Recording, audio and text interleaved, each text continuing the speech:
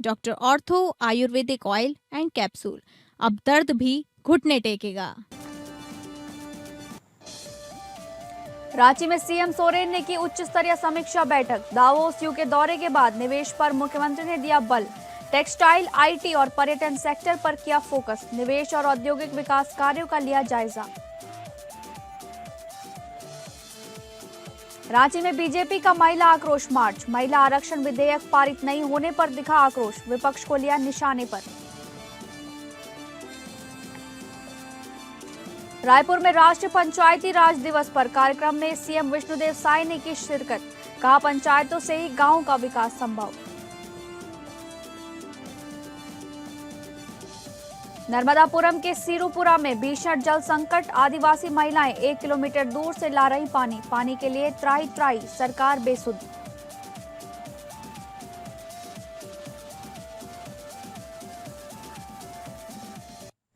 नमस्कार, आप सभी का स्वागत है स्टेट लाइव में। मैं हूं आपके साथ शालिनी राणा। शुरुआत करेंगे स्टेट लाइव की झारखंड की खबरों से। सीएम हेमंत सोरेन ने रांची स्थित अपने आवासीय कार्यालय में उच्च स्तरीय बैठक कर राज्य में निवेश और औद्योगिक विकास को गति देने पर जोर दिया। इस दौरान उन्होंने वर्ल्ड इकोनॉमिक फोरम, डावोस और यूनाइटेड किंगडम की हालिया यात्रा के बाद निवेश से जुड़े कार्यों की प्रगति की समीक्षा की। बैठक में अधिकारियों ने दौरे के दौरान हुए एमओयू और निवेश प्रस्तावों की विस्तृत जानकारी प्रस्तुत की। समीक्षा के बाद मुख्यमंत्री ने निर्देश दिया कि इन समझौतों को जल्द धरातल पर उतारने के लिए ठोस और समयबद्ध कार्य योजना बनाई जाए। सोशल मीडिया पर भी उन्होंने बताया कि दावोस और यूके के विभिन्न कंपनियां साथ हुई बैठकों के बाद प्रगति की समीक्षा की गई है और निवेश प्रस्तावों के शीघ्र क्रियान्वयन के लिए आवश्यक दिशा निर्देश दिए गए हैं। मुख्यमंत्री ने कहा कि उनकी प्राथमिकता है प्रकृति के साथ संतुलन रखते हुए राज्य में निवेश बढ़ाना, रोजगार के अवसर सृजित करना और विकास की गति को तेज करना।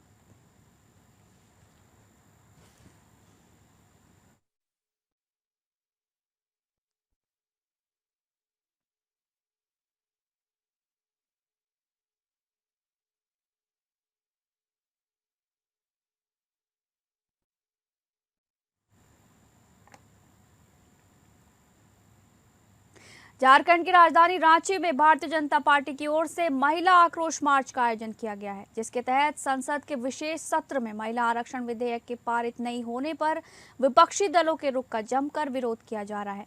इस प्रदर्शन में रांची सहित आसपास के जिलों से हजारों महिलाएं और कार्यकर्ता मोराबादी मैदान में एकत्र होकर शामिल होते दिख रहे हैं।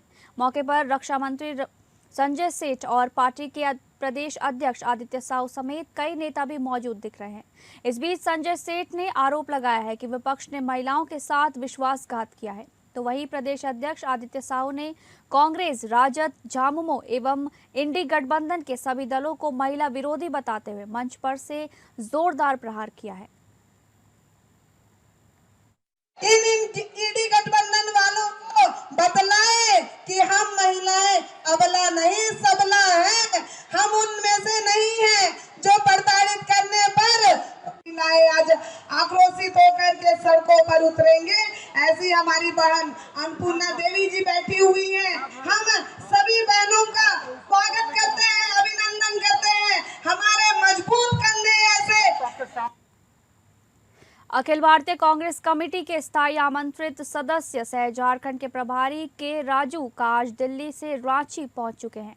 वहीं उनके आगमन पर रांची के भगवान बिरसा मुंडा एयरपोर्ट पर झारखंड प्रदेश कांग्रेस के अध्यक्ष केशव महतो कमलेश, कांग्रेस कोटे के मंत्री डॉक्टर इरफान अंसारी, मंत्री दीपिका पांडे सिंह एवं पार्टी के वरिष्ठ नेताओं द्वारा उनका भव्य स्वागत किया गया।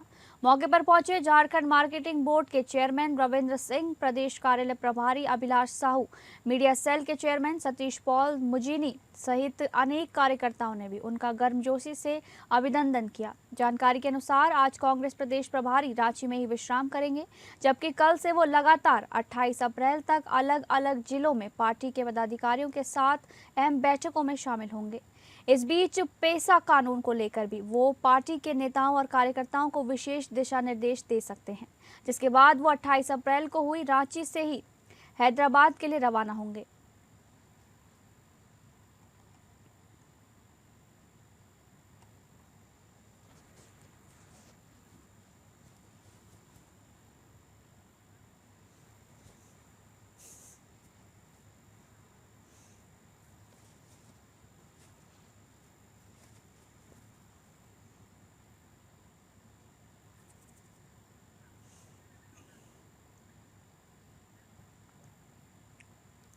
पुरी के जगन्नाथ मंदिर की तर्ज पर बनाए गए रांची के ऐतिहासिक जगन्नाथ मंदिर में तैनात गार्ड बिरसा मुंडा की कल सुबह निर्मम तरीके से मंदिर परिसर में ही हत्या कर दी गई है, जिसके तुरंत बाद मौके पर पहुंची पुलिस ने पूरे इलाके को घेरकर कार्रवाई शुरू कर अब 4 अभियुक्तों को हिरासत में ले लिया है। तो वहीं शव को कब्जे में लेकर पोस्टमार्टम के लिए कब्जे में लेकर कल भेज दिया गया था। प्राथमिक जांच के अनुसार चोरी के इरादे से कुछ चोर मंदिर परिसर में घुसे थे।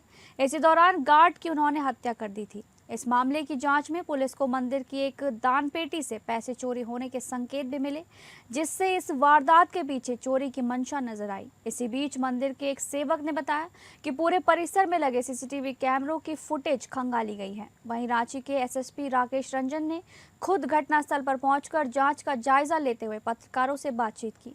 बता दें कि रांची समेत पूरे झारखंड में प्रसिद्ध जगन्नाथ मंदिर राज्य की आस्था और पहचान का प्रमुख केंद्र माना जाता है। ये पहाड़ी पर स्थित है, जो स्थापत्य शैली के लिए प्रसिद्ध है और वहां हर साल भव्य रथ यात्रा का आयोजन होता है, जिसमें हजारों श्रद्धालु शामिल होते हैं।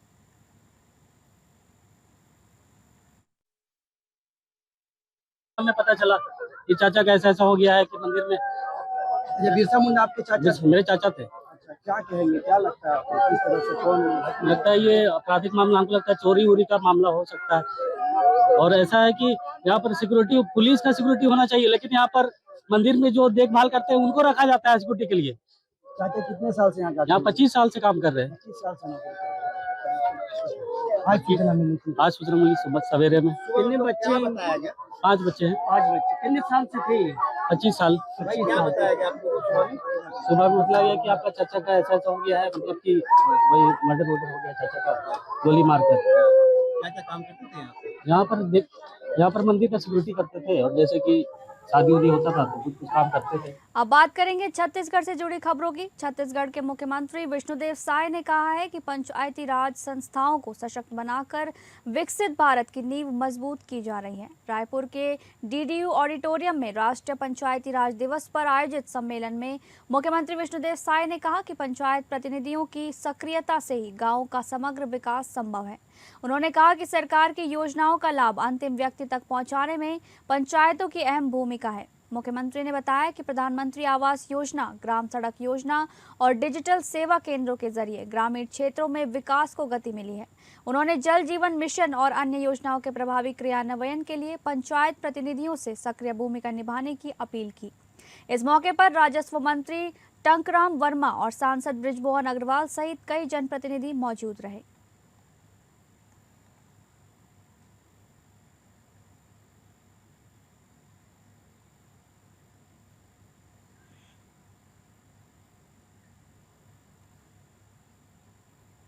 छत्तीसगढ़ के उप मुख्यमंत्री अरुण साव 3 दिवसीय चिंतन शिविर में शामिल होने श्रीनगर रवाना हो गए हैं। इस दौरान उन्होंने खेल विकास और राजनीतिक मुद्दों पर भी बयान दिया। उप मुख्यमंत्री अरुण साव श्रीनगर में केंद्रीय खेल मंत्रालय के 3 दिवसीय चिंतन शिविर में शामिल होने के लिए रवाना हो चुके हैं। रवाना होने से पहले उन्होंने बताया कि इस शिविर में सभी राज्यों के खेल मंत्री और अधिकारी मिलकर खेलों के विकास और खिलाड़ियों की बेहतरी पर मंथन करेंगे। 3 दिवसीय चिंतन शिविर है। 24, 25 और 26 खेल विभाग का। खेल मंत्री माननीय डॉक्टर मनसुख मांडविया जी ने आने वाले समय में खेल को लेकर क्या क्या काम करने चाहिए, कैसे खेल और खिलाड़ियों की तरक्की और बेहतरी करें, इसको लेकर ये चिंतन शिविर का आयोजन हो रहा है। और निश्चित रूप से इस चिंतन शिविर से आने वाले समय में खेल और खिलाड़ियों की बेहतरी के लिए योजना बनेगी, काम होगा। और प्रधानमंत्री माननीय नरेंद्र मोदी जी का जो विजन है 2047 तक विकसित भारत बनाने का, तो 2047 तक खेल के क्षेत्र में भी दुनिया में हमारा देश अग्रणी बने, इस दिशा में योजना बनाकर काम हो रहा है और उसका अच्छा परिणाम आने वाले समय में दिखेगा। एमसीबी जिले के चिरमिरी में आयोजित प्रेस वार्ता में विधायक गोमती साय ने महिला आरक्षण बिल को लेकर विपक्ष पर तीखा हमला बोला। चिरमिरी के भाजपा मंडल कार्यालय में पत्रकारों से चर्चा करते हुए विधायक गोमती साय ने कहा कि महिला आरक्षण बिल का विरोध कर इंडिया गठबंधन देश की महिलाओं के साथ अन्याय कर रहा है। उन्होंने आरोप लगाया कि कांग्रेस ने हमेशा महिला सशक्तिकरण की बात की, लेकिन जब 33% आरक्षण देने का अवसर मिला गया तो तब उसका विरोध किया गया। गोमती साय ने कहा कि इस बिल के पास होने से संसद और विधानसभा में महिलाओं की भागीदारी बढ़ती।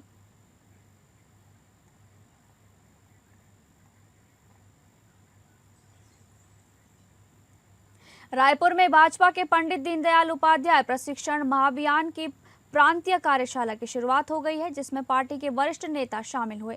भाजपा प्रदेश कार्यालय कुशाभाऊ ठाकरे परिसर में पंडित दीनदयाल उपाध्याय प्रशिक्षण महाअभियान की प्रांतीय कार्यशाला प्रारंभ हुई है।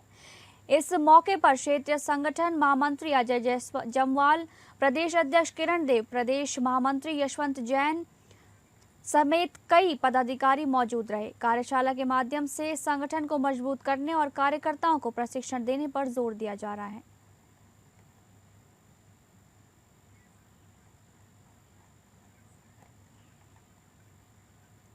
प्रवर्तन निदेशालय की कार्रवाई को लेकर कांग्रेस ने केंद्र और राज्य सरकार पर सवाल उठाए हैं। कांग्रेस प्रवक्ता सुशील आनंद शुक्ला ने कहा कि ईडी का इस्तेमाल विपक्ष को निशाना बनाने के लिए किया जा रहा है। कांग्रेस प्रवक्ता सुशील आनंद शुक्ला ने कहा कि अवैध लेन देन और विदेशी फंडिंग की जांच करना ईडी की जिम्मेदारी है, लेकिन पिछले कुछ वर्षों में एजेंसी का उपयोग विपक्षी दलों को परेशान करने के लिए किया गया है। उन्होंने दावा किया कि ईडी के अधिकांश मामले विपक्ष के खिलाफ ही दर्ज किए गए हैं, जिससे उसकी कार्यप्रणाली पर सवाल उठते हैं। धमतरी, कांकेर और बस्तर में पैसों के लेन देन के मामले का जिक्र करते हुए उन्होंने कहा कि जिन वर्षों में ये ट्रांजैक्शन हुआ उस समय प्रदेश में भाजपा की सरकार थी।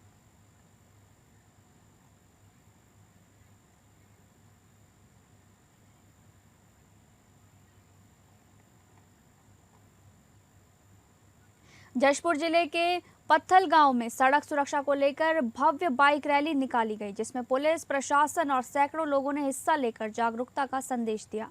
पत्थल शहर में सड़क सुरक्षा अभियान के तहत सैकड़ों लोगों ने हेलमेट पहनकर बाइक रैली निकाली और लोगों का यातायात नियमों के पालन के लिए जागरूक किया। रैली शहर के प्रमुख मार्गों से होते हुए मैरिज गार्डन पहुंचकर समाप्त हुई, जहां लोगों को हेलमेट पहनने और नियमों का पालन करने की शपथ दिलाई गई। इस दौरान डीआईजी एवं एसएसपी डॉक्टर लाल उम्मेद सिंह ने कहा कि हेलमेट केवल औपचारिकता नहीं बल्कि जीवन सुरक्षा के लिए जरूरी है और नशे में वाहन चलाना दुर्घटनाओं का बड़ा कारण है।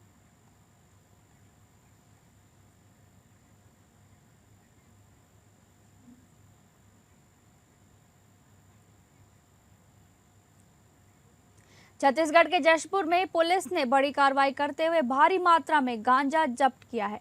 इस मामले में 4 आरोपियों को गिरफ्तार किया गया है, जिनमें एक नाबालिग भी शामिल है। जशपुर जिले के तुमला थाना क्षेत्र में पुलिस ने मुखबिर की सूचना पर कार्रवाई करते हुए 76 किलो 940 ग्राम अवैध गांजा जब्त किया है। पुलिस ने बताया कि आरोपी उड़ीसा से 2 कारों में गांजा छुपा कर ला रहे थे।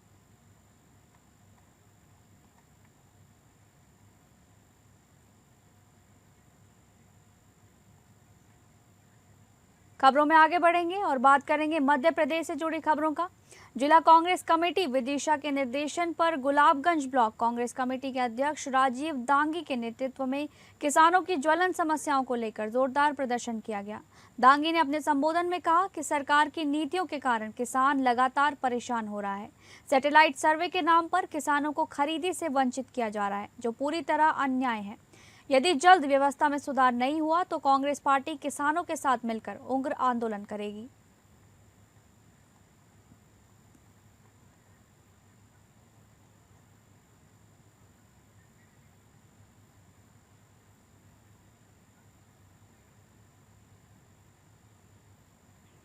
मध्य प्रदेश शासन की लोक स्वास्थ्य यांत्रिकी मंत्री संपतिया उकी के नर्मदापुरम दौरे के दौरान राजनीतिक और प्रशासनिक गतिविधियां तेज रहीं। उन्होंने भाजपा कार्यालय में आयोजित पत्रकार वार्ता को संबोधित करते हुए विपक्ष पर तीखा हमला बोला और नारी शक्ति से जुड़े मुद्दों पर अपनी बात रखी। मंत्री संपतिया उइके ने पत्रकार वार्ता में कांग्रेस सहित अन्य विपक्षी दलों पर महिलाओं के सम्मान को लेकर गंभीर आरोप लगाए। दौरे के दौरान मंत्री ने सर्किट हाउस में लोक स्वास्थ्य यांत्रिकी विभाग की समीक्षा बैठक भी ली। बैठक में जल जीवन मिशन के तहत ग्रामीण क्षेत्रों में चल रही पेयजल योजनाओं की प्रगति की विस्तृत समीक्षा की गई। इस दौरान कई स्थानों पर कार्य में लापरवाही और देरी सामने आई, जिस पर मंत्री ने नाराजगी जताई। उन्होंने अधिकारियों को स्पष्ट निर्देश दिए कि सभी अधूरे कार्यों को तय समय सीमा में पूर्ण किया जाए और गुणवत्ता से कोई समझौता न हो। मंत्री ने बताया कि जिन ठेकेदारों ने कार्य अधूरा छोड़ दिया था, उनके खिलाफ कड़ी कार्रवाई करते हुए 18 ठेकेदारों को ब्लैकलिस्ट कर दिया गया है।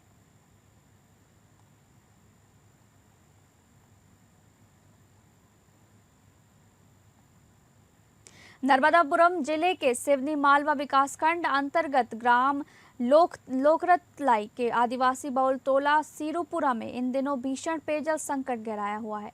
करीब 300 की आबादी वाला ये क्षेत्र पानी की किल्लत से जूझ रहा है, जिससे ग्रामीणों का जीवन बेहद कठिन हो गया है। भीषण गर्मी के बीच यहाँ की आदिवासी महिलाएं और बच्चे रोजाना लगभग 1 किलोमीटर दूर किसान के खेत में लगे नलकूप से पानी लाने को मजबूर हैं। ग्रामीणों का कहना है कि जब बिजली आती है तब की नलकूप से पानी मिल पाता है और उसी के आधार पर घरों में खाना बन पाता है।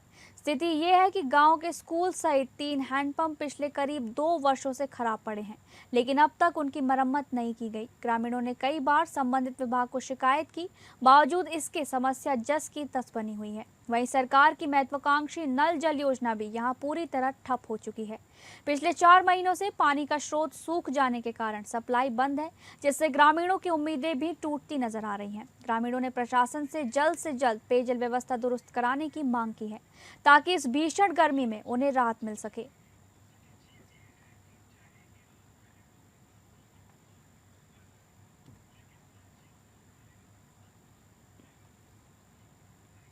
अब रुक करेंगे बिहार से जुड़ी खबरों का।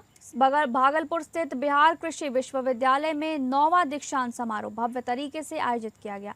इस अवसर पर राज्यपाल मुख्य अतिथि के रूप में शामिल हुए, जिनका पारंपरिक मखाना माला पहनाकर स्वागत किया गया। समारोह के दौरान राज्यपाल ने विश्वविद्यालय परिसर में नवनिर्मित स्विमिंग पूल का उद्घाटन किया। कुलपति की अध्यक्षता में आयोजित इस कार्यक्रम में विश्वविद्यालय परिवार, अतिथियों और अभिभावकों की गरिमामयी उपस्थिति रही। दीक्षांत समारोह में कुल 443 विद्यार्थियों को उपाधि प्रदान की गई, जिनमें 339 स्नातक, 91 स्नातकोत्तर और 13 पीएचडी छात्र शामिल रहे। साथ ही साथ मेधावी छात्र छात्राओं को गोल्ड मेडल से सम्मानित किया गया। इस मौके पर सर्वश्रेष्ठ शिक्षक और सर्वश्रेष्ठ शोधार्थी पुरस्कार भी दिए गए। विद्यार्थियों ने पारंपरिक परिधान में समारोह की गरिमा बढ़ाई। विश्वविद्यालय द्वारा दिए गए प्रमाण पत्र आधुनिक सुरक्षा फीचर्स जैसे माइक्रो प्रिंटिंग और QR कोड से लैस रहे और सभी प्रमाण पत्र डिजी लॉकर पर भी उपलब्ध कराए गए। यह आयोजन विद्यार्थियों के लिए गौरव का क्षण होने के साथ ही उनके उज्जवल भविष्य की नई शुरुआत साबित हुए। यह आयोजन विद्यार्थियों के लिए गौरव का क्षण होने के साथ उज्जवल रहे। चीन की इकोनॉमी जो है 18 से 20 ट्रिलियन पहुंच चुकी है। अमेरिका से तब भी 12 से 13 ट्रिलियन डॉलर कम है, मगर आज 18 से 20 ट्रिलियन डॉलर पहुंच गई है, second largest economy of the world. क्योंकि ये एक जरिया इस्तेमाल किया, यही जरिया हम अब कोशिश कर रहे हैं इस्तेमाल करने की विकसित भारत के लिए, जिसके अंदर टेक्नोलॉजी, और ज्यादातर लोग बात नहीं करते हैं इसकी कि टेक्नोलॉजी के अंदर सिर्फ हार्डवेयर टेक्नोलॉजी नहीं, मगर ये उत्पादन के लिए आपको एग्रीकल्चर टेक्नोलॉजी ये इस्तेमाल करनी पड़ेगी।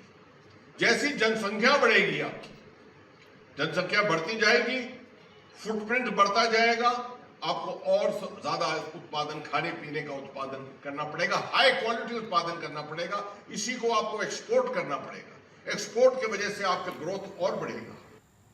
कटिहार जिले में नशे के बढ़ते कारोबार पर अंकुश लगाने के लिए पुलिस ने अभियान तेज कर दिया है। इसी कड़ी में कुर्सेला थाना पुलिस ने 13.5 किलोग्राम गांजा के साथ एक तस्कर को गिरफ्तार कर नशा तस्करी के नेटवर्क पर बड़ा प्रहार किया है।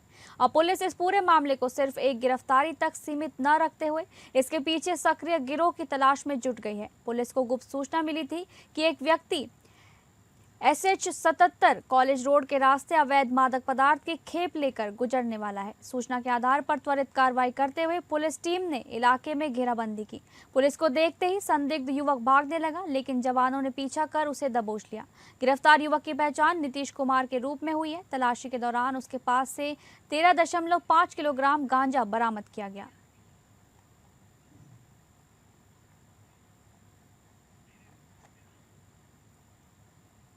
अब बात करेंगे महाराष्ट्र से जुड़ी खबरों की। ये घटना महाराष्ट्र के छत्रपति संभाजी नगर के बजाज नगर इलाके की है, जहां पुरानी रंजिश के चलते एक महिला की हत्या का मामला सामने आया है। पुलिस के अनुसार शैला नाम की महिला साधना के घर पहुंची। उस समय साधना घर पर नहीं थी और उनकी सास मौजूद थी। कुछ समय बाद साधना के लौटने पर दोनों के बीच विवाद शुरू हो गया, जो जल्द ही हिंसक हो गया। प्रारंभिक रिपोर्टों के मुताबिक स्थिति को नियंत्रित करने के दौरान पहले धमकी और फिर रासायनिक स्प्रे जैसे तरीकों का इस्तेमाल हुआ, जिससे घर में मौजूद लोगों को असुविधा हुई।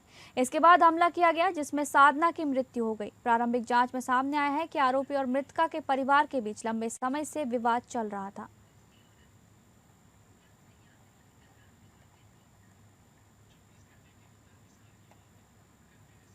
फिलहाल स्टेट लाइव में बस इतना ही। नमस्कार।